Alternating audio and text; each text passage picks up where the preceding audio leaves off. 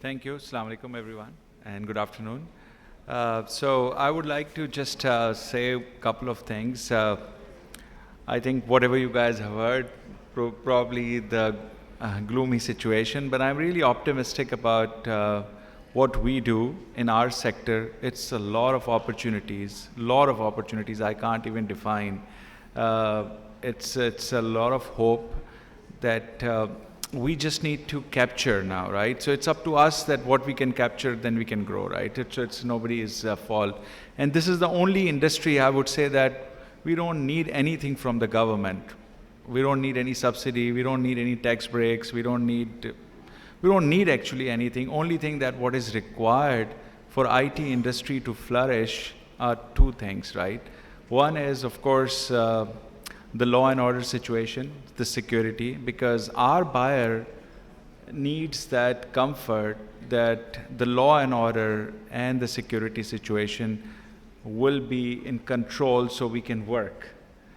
Since we can work from home now as well, so it's not required that we have to go to office, but this is very important condition. If we can't ensure that, I think then you can see that a lot of airlines which were started coming to Pakistan, they started like not coming to Pakistan in the near future, and that's the only thing that we need, which every business need, but I would say that's in general, very general requirement for IT industry to flourish.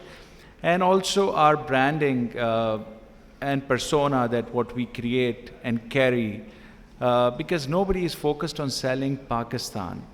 As why Pakistan? Why Pakistan in IT sector? Why Pakistan in digital economy?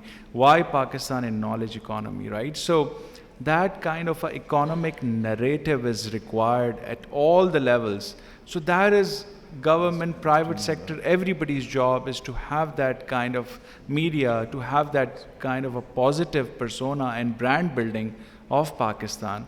And once we do that, I think we have all what we can do at our level. So once we create these two things, once we ensure that there is a law and order situation, we are in a positive news all the time, or most of the time I would say, then I think the demand generation will more improve. There will be more demand generating because there is a demand. There is a demand for IT exports and the need of resources or supply that Pakistan can produce. The second side I think I would like to highlight is, of course, how we can fulfill that demand. If assume we can do these two basic things, which basic stuff which IT industry need, nothing else, then we need to focus on supply side of the equation, where you must have heard throughout the day, we have a population under 30 years of age and 60%. But we have a population, we have the young population, but this is the raw talent we have. We have a lot of raw talent.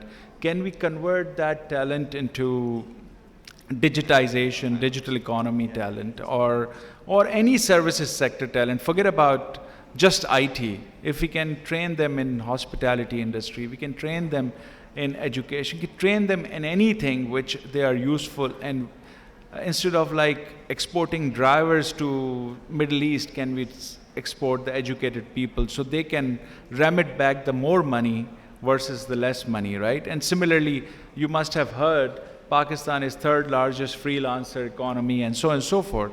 Again, we have all of it, but we need to improve the yield of it. Like, people don't understand third largest, 100,000 people doing freelancing at $3 an hour or $5 an hour. Can we just do a little bit of work on them and improve the yield per hour? And if you do that, you do the math, it will hundreds of millions of dollars by just focusing a little bit on the talent creation. And industries have done it, the countries have done it. We don't have to reinvent anything. We don't have to rewrite the playbook for IT exports or IT industry, innovation, startup ecosystem. It is already written by so many countries. We just have to adopt and follow in our environment and culture, because opportunity is unlimited for FDI, opportunity is unlimited for employment generation, opportunity is unlimited for bringing dollar back to the country. We just have to focus on talent, and we have to understand this talent generation, talent development is not like a overnight thing that somebody can say that like, okay, our export will be tomorrow will be $5 billion on IT exports, because whatever steps you take, building the boot camps, universities of the state of the art, or education, diplomas, whatever you come up with, it takes a little bit of time, but we have to start yesterday. And everyone, not just I would say government's duty, but it's everyone's, all the entrepreneurs needs to invest in it, because that is our future, and that is a good business model as well. If you can train people, you can imagine what contribution we can have. We can have a lot of contribution for the exports and the employment generation. So as I said, like we are very, very optimistic about the future, a lot of opportunities with minimal intervention from anyone, very independent industry, and I think fastest growing as well. So, and I would say this is the only hope that not just IT, but Pakistan needs to come out of the manufacturing export mindset and have to focus on services export mindset, because we have people in abundance. It's just a focus that needs to be required to develop those people so we can either receive the remittance or exports directly from services industry. So that should be the focus, that should be the policy making. We should have a ministry for services export, not just have to have like the manufacturing-led export, which requires a lot of import to do manufacturing-led export. So that's what my 2 cents. Thank you so much, Asif. It was very insightful.